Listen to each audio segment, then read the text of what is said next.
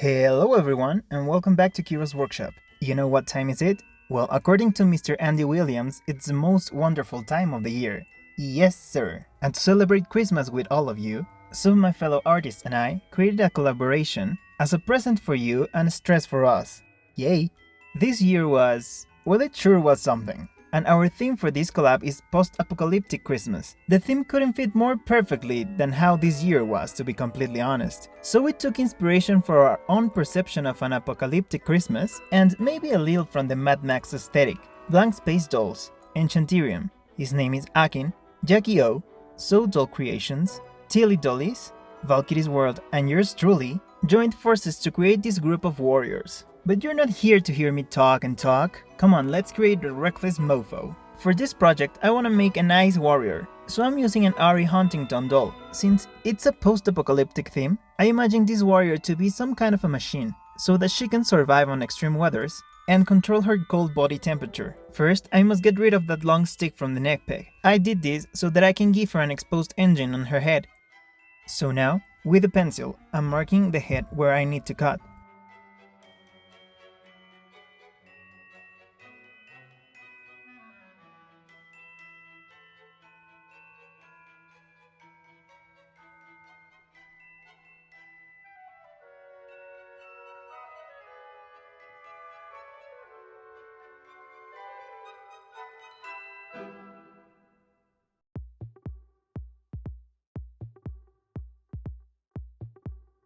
Now I can reattach her head and the neck peg won't get on the way of the engine.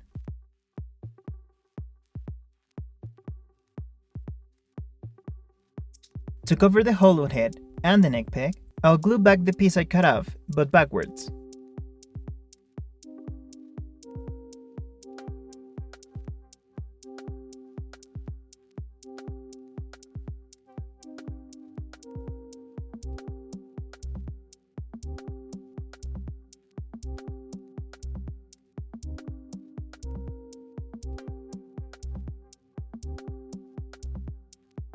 Filling the head with hot glue like Bosana taught us, so that the head is a little bit harder.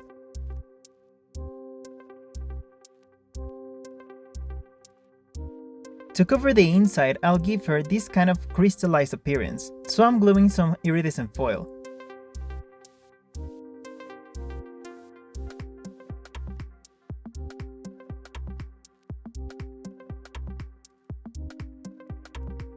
It does look pretty cool, not gonna lie. I want the engine to be made of ice crystal gears. And since I couldn't find a mold making kit, I decided to create my own gear molds, using some metal ones and hot glue. This is molding on a budget. Need to pour a lot of hot glue all over the piece.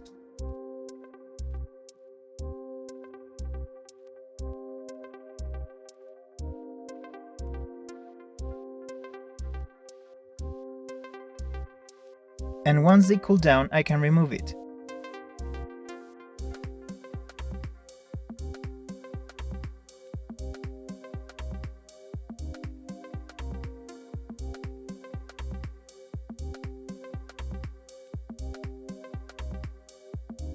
And look, a perfect mold.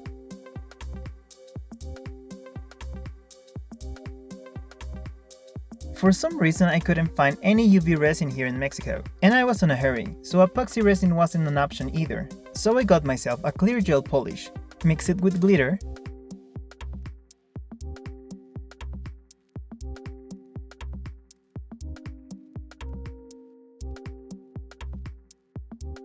fill my mold with it,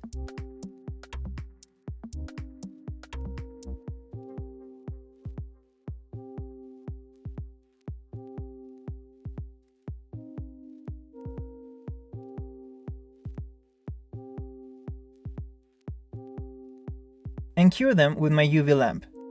I repeat that 1,000 times. Time to continue working on the head.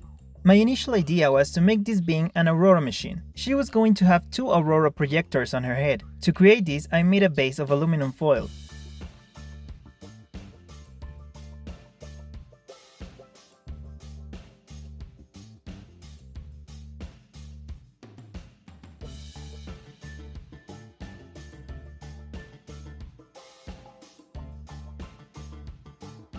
and glue them on both sides.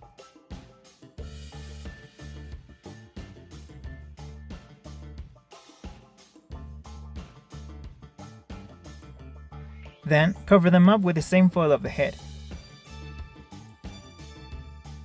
And later pour a lot of hot glue on top of them. My plan was to cut facets on the hot glue, and later add a cut of glossy varnish so that the projectors look like diamonds.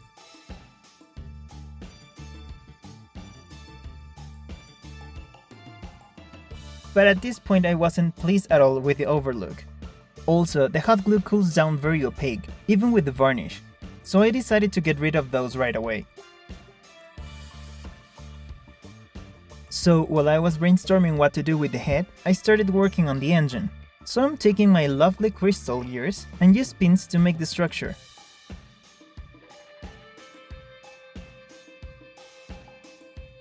First, I'm using a tiny drop of hot glue to serve as a provisional bond. And yes, I say this because I actually tried to glue everything together, and later discovered that this wasn't going to work.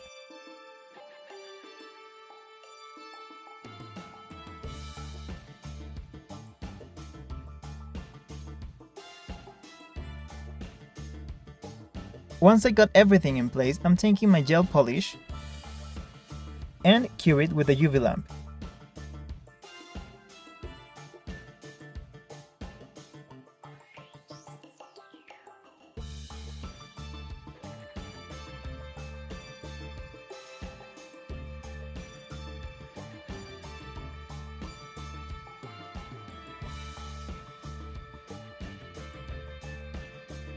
And, well, I didn't record the rest of the engine because it took me so long. But you get the point. I don't know why I decided to add a piece of engine before painting the face, but oh well, I'm not well known for taking good decisions anyway. So yeah, face-up time. As I said, this is a machine, so I'm drawing some lines to kind of separate her face in pieces.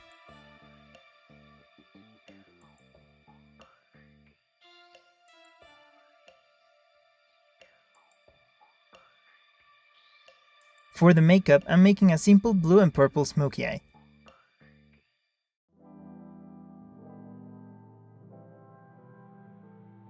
To add more dimension, I'm contouring on top of the lines I made.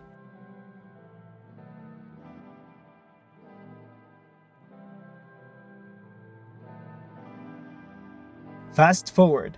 Gave her blue lips, and for the eyes I'm making a simple blue iris,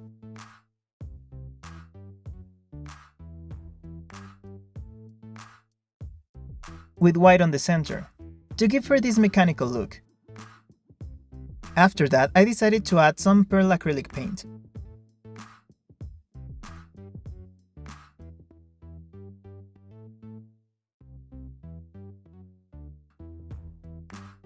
Finish everything, I'll just darken the shadows.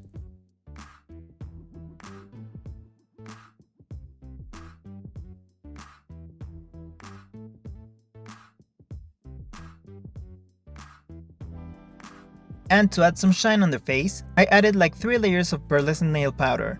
It looks kinda white, but it has this very subtle purple shine to it.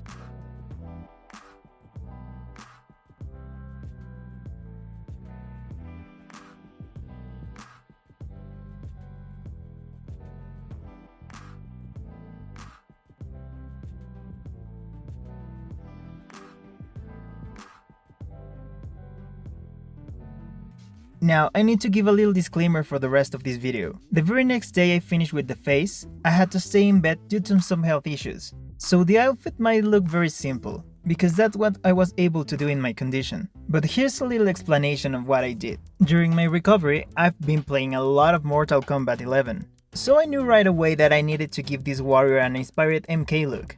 Made these geometrical patterns, and cut them out of this burgundy and black pleather.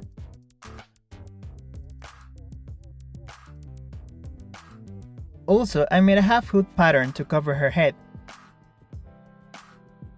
and also to make her look a little mysterious.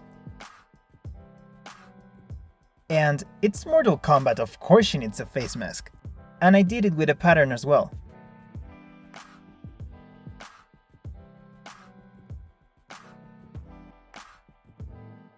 For the shoes, I took these Cleo peep-toe boots, and I'll paint them black.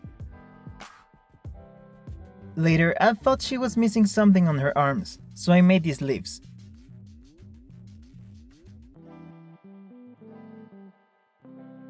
To cover the root holes, I glued some iridescent flakes. And sew a basic black dress to glue the rest of the pieces on top.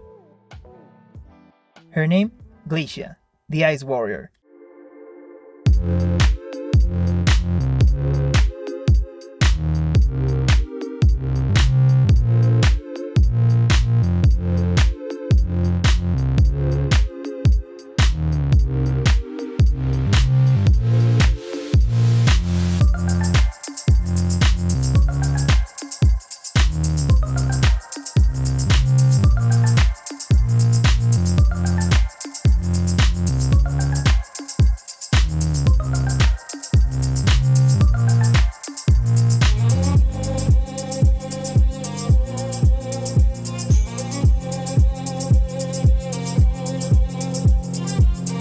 And now for the rest of the dolls from this epic collab. It was so much fun to see how we all interpret the theme, of course in our own way. Don't forget to watch the rest of the videos. The links are listed down on the description box. Let me know your thoughts on the comment section. And as always, don't forget to support the workshop by liking this video. Remember that sharing is caring, subscribe if you haven't, and turn on your notifications so you don't miss the new videos. Thanks for watching, Merry Christmas, and thanks for supporting this channel another year. Stay safe, and until the next time, Kira out.